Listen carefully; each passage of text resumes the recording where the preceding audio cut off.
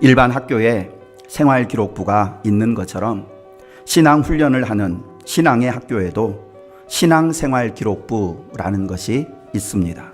가룟 유다가 주님으로부터 부끄러운 평가를 받게 된 가장 큰 이유는 그가 영적인 일에는 무관심하고 오직 육적인 일에만 관심을 두고 살았기 때문입니다.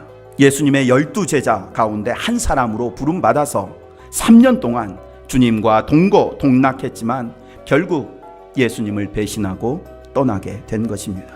우리에게도 가룟 유다와 같이 예수님을 따름으로 인해서 받을 복과 은혜에 대한 기대가 가득합니다. 그런데 어느 순간 주님은 우리에게 희생과 낮아짐과 자기 부인과 십자가에 대해서 계속 말씀하십니다. 힘들고 어려운 것들을 우리에게 요구하십니다. 교회를 떠나가는 많은 사람들이 가룟 유다와 같은 이유로 교회를 떠나갑니다. 믿음의 길은 크고 넓은 길이 아니라 좁고 협착한 길이기에 이 길에서 잠시라도 한눈을 팔고 잠시라도 긴장을 늦추게 되면 그 길에서 벗어나게 되는 것입니다. 물질과 성공에 대한 욕심이라고 하는 우리 옛사람, 내적인 이 동기는 거의 언제나 하나님의 은혜를 망각하고 배반의 길을 걷게 되는 외적인 행동을 낳게 됩니다.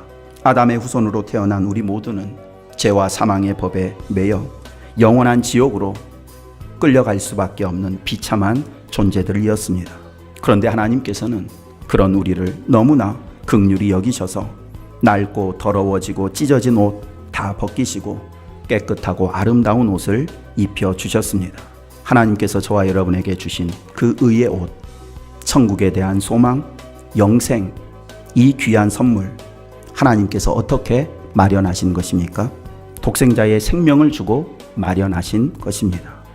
그 귀한 구원을 세상 돈 몇 푼과 성공과 너무나 쉽게 바꾸어 버립니다. 가룟 유다는 예수님으로부터 차라리 태어나지 않았으면 좋을 뻔했다라는 평가를 듣게 된 결정적인 요인이 하나 있는데 그것은 바로 후에 그의 잘못을 깨닫고도 회개하지 않았다는 사실입니다. 사람은 잘못을 범할 수도 있고 잘못할 수밖에 없는 죄성을 가지고 있습니다. 그렇기 때문에 모든 인간은 하나님 앞에 회개하는 삶을 살아야 합니다. 똑같이 예수님을 부인하고 배반했지만 베드로는 돌이켜 진정으로 회개함으로 위대한 사도가 되었습니다. 오늘 겸손히 우리의 모습을 돌아보기 원합니다. 지금까지 신앙생활 기록부에 어떤 내용이 기록되어 있을까요? 이미 기록된 내용은 다시 수정할 수 없습니다. 그러나 아직 우리의 신앙생활 많이 남아 있습니다. 지금까지의 평가와는 완전히 다른 새로운 내용들이 그곳에 기록될 수 있기를 원합니다.